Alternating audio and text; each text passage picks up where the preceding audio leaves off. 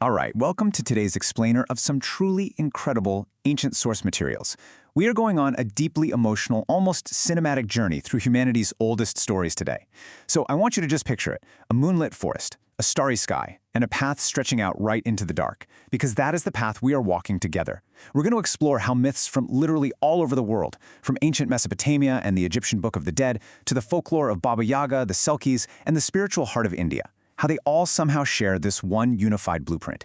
It's a journey of facing the absolute unknown with compassion, surviving our darkest trials, and then returning with wisdom to heal our communities. Okay, let's dive right into this with a really profound quote. This is the opening line from the ancient Sumerian myth of Inanna's descent into the underworld. From the great above, she opened her ear to the great below. I really want you to listen to those words. She didn't fall, she wasn't pushed, she listened.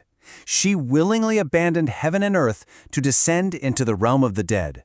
And it's just amazing how this perfectly captures that universal human pull toward the unknown, toward our own subconscious. Because, we are all, at some point, called to leave our comfortable everyday lives and face the darkness that lies beneath. But hey, this isn't just dusty ancient history. We see this exact same pattern everywhere today. Whether you're watching Luke Skywalker gaze out at the twin suns in Star Wars, or you're following Luffy's epic quest in One Piece, you are actually watching echoes of the Epic of Gilgamesh. And here's a pretty wild thought. Gilgamesh is so unbelievably old that it was considered ancient history even to the ancient Greeks.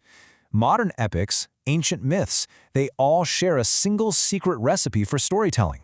They connect with something so incredibly deep inside our psychology. It's really the same story, just told 1,000 different ways. And this whole concept maps just beautifully to Joseph Campbell's monomyth, which is often called the hero's journey. First, we have the departure, where the hero is called out of their ordinary world. Second is the initiation, where they have to face the abyss and endure these crazy trials.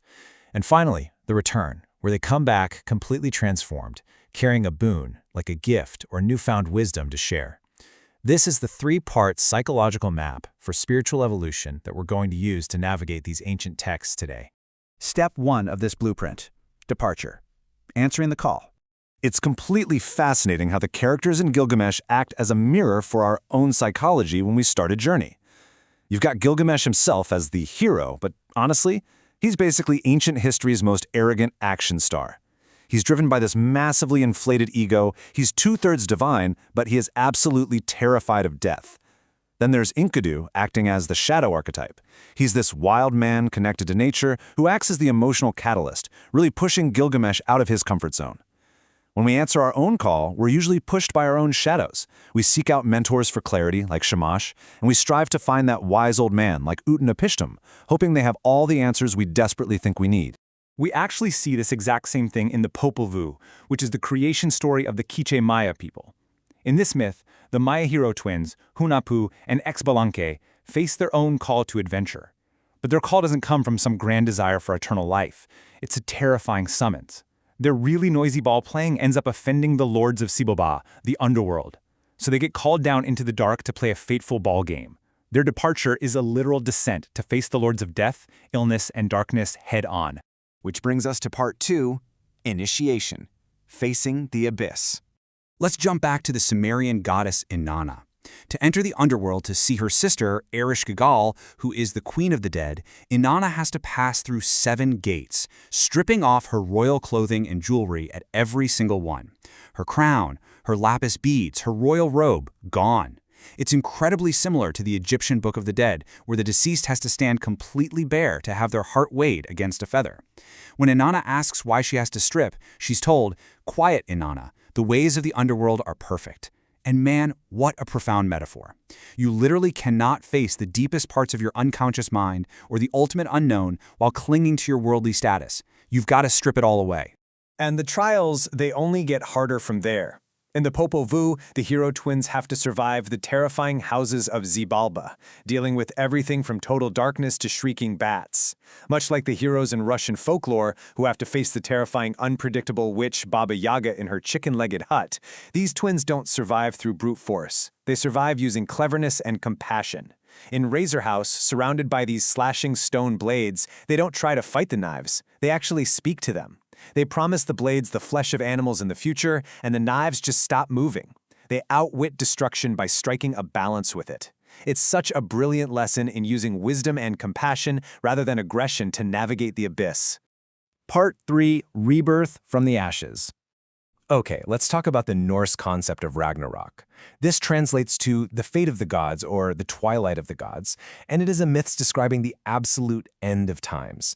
I'm talking the sun disappearing, the world growing freezing cold, and the entire universe being destroyed in fire and flood. The mighty Odin gets devoured, Thor succumbs to venom. It is a really terrifying metaphor for facing inevitable, catastrophic destruction in our own lives.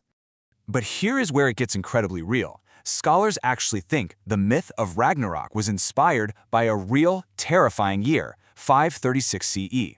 A massive volcanic eruption created a literal dust veil that covered the skies over Europe and Asia, causing a devastating volcanic winter. We're talking total darkness, ruined crops, massive starvation, and death. The ancient Norse people were quite literally living through an actual apocalypse, and so they created this myth as a survival tool, a way to understand and mentally endure their darkest winter. Because you see, the story doesn't just end with fire and ice. Yes, the old world and the old gods are completely destroyed, but from that destruction, a rebirth happens. Just like the Inuit tale of the skeleton woman teaches us that life and love have to be untangled from death in order to be reborn, a new, green, fertile world rises from the Norse destruction. 2 human survivors, Lith and Lithrasir, emerge to repopulate the Earth. It's a vital, resilient promise that even after our most devastating losses, a new world can and will grow. And this realization of our human limits brings us right back to Gilgamesh. When we look at the analysis of Tablet 12 of his epic, we see that Gilgamesh went to the absolute ends of the earth, seeking literal, physical immortality just to avoid the tragic fate of his friend Enkidu. But despite all his divine strength, he fails. He loses the magic plant of youth to a serpent, and he's forced to confront the fundamental limitation of human existence. We all, eventually, have to die. But it's exactly in that failure that he finds his ultimate success. He discovers his ultimate boon, and it isn't eternal life for himself, it's immortality through legacy. He returns home, looks out at the magnificent walls of his city, Uruk, and realizes that the lasting works we build, the ways we protect and heal our people and our cultural memory, that is how we transcend death. He transitions from this immature, ego-driven king to a mature, wise ruler who accepts his mortality and works for the good of his civilization.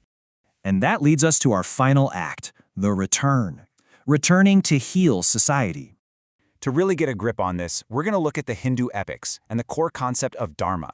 Dharma translates to righteous living, duty, and moral law. But it isn't just some set of strict, boring rules. It's the ultimate tool for healing the community and guiding your personal choices. The massive, overarching message of these ancient Sanskrit texts is that every single individual has to make decisions based on what they perceive to be their dharma, putting the greater good way above their own selfish desires. It's super fascinating to see this play out across 2 massive contrasting epics. On one hand, we have the Ramayana, which offers these very clear ideals. It's all about clear morality, loyalty, and the triumph of good over evil through the heroic avatar Rama. But on the other hand, we have the Mahabharata, which is the longest poem ever written, and it is incredibly complex. It deals with massive familial conflicts and these really nuanced moral gray areas, leading up to the devastating Kurukshetra War. So while the Ramayana shows us the shining ideal of Dharma, the Mahabharata teaches us how to actually navigate the messy, super complex realities of human conflict, where the right choice is almost never black and white. But tucked inside all that incredible complexity is just a beautiful example of the return. Rama's brother, Bharata, is offered the throne after Rama is unfairly exiled, but Bharata straight up refuses. Much like the woman in the folktale of the crescent moon bear who has to return from the dangerous mountain to patiently heal her traumatized husband, Bharata selflessly tracks Rama down into the forest, not to kill him, but to beg him to return. And when Rama insists he has to honor his exile, Bharata takes Rama's sandals and places them on the throne, ruling only as a humble regent in his brother's name. It just brilliantly illustrates the profound power of unity, loyalty, and completely setting aside your personal ego to protect the realm and the people, moving from me to we. So what's the big takeaway from all this? We can see that these ancient myths, from Inanna and Gilgamesh, all the way to the Selkies, the Skeleton Woman, and Baba Yaga, they're all actually a timeless psychological blueprint for our own lives today. We are all going to face the call of the unknown, and when we do, we have to strip away our ego. We have to endure our own personal winters and cataclysms, trusting that a green world is going to rise again. We must accept our limits to find our true legacy, and finally, when we return from our trials, we have to act with the profound community-healing selflessness of Bharata. Which leaves us right here. Every single challenge you face, every deep, dark trial you have to navigate is just part of your own hero's journey. You are literally walking the exact same path as the ancients. So I'm going to leave you with this to reflect on. When you eventually emerge from your own underworld, what ultimate boon are you bringing back to heal your community?